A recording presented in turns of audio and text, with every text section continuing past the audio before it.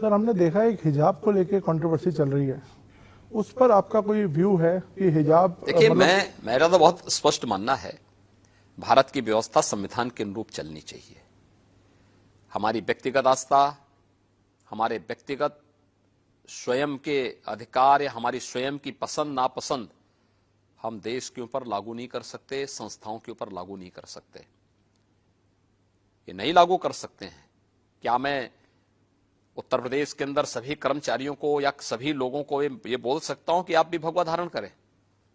ये उनका विषय है, जो उनको धारण करना करें, लेकिन ड्रेस कोड स्कूलों में लागू होना चाहिए। स्कूल का विषय है, स्कूल के अनुशासन का विषय है। आर्मी में कोई ये कहेगा कि हम लोग जो है अपने अनुसार चलेंगे, फोर्स में कोई इस प्रकार की बात करेगा? कहां अनुशासन रह पाएगा?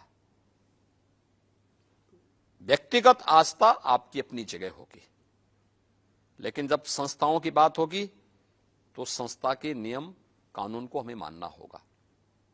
देश की व्यवस्था होगी, देश के संविधान को मानना होगा। लेकिन ओवैसी साहब जो यहाँ पे बड़ी जोर शोर से कैंपेन कर रहे हैं, वो तो यहाँ पे वो कह रहे हैं कि जो हिजाब है फंडामेंटल राइट है, और एक दिन एक बेटी जरूर प्रधानमंत्री बनेगी जो हिजाब पहनी होगी। देखिए, उसी बेटी को तो स्वतंत्र कराने के लिए,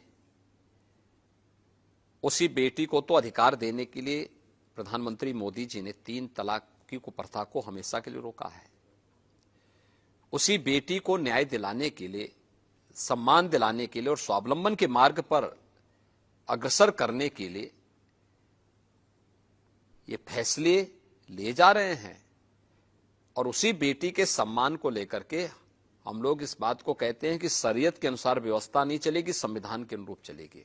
जब संविधान के अनुरूप व्यवस्था चलेगी, हर बेटी को सुरक्षा, हर बेटी का सम्मान और हर बेटी के स्वावलंबन का कार्य होगा। आप मुझे नहीं रोक सकते, और इंशाअल्लाह ताला मुझे यकीन है कि अदलिया इंसाफ करेगी और हम अपनी बेटियों को इंशाअल्लाह ताला, अगर वो ये फैसला करती है कि अब्बा अम्मी मैं हिजाब पहनूंगी, तो अब्बा अम्मी पहने बोलेंगे बेटा पहन, तुझे कौन रोकता, हम देखेंगे इंशाअल्लाह।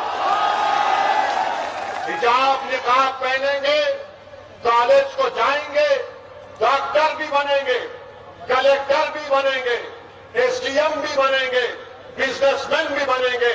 और एक दिन याद रखना तुम कांड की जनता, शायद मैं जिंदा नहीं रहूंगा, तुम देखना एक दिन इस देश की प्रधानमंत्री एक बच्ची हिजाब पहन के प्रधानमंत्री बनेगी।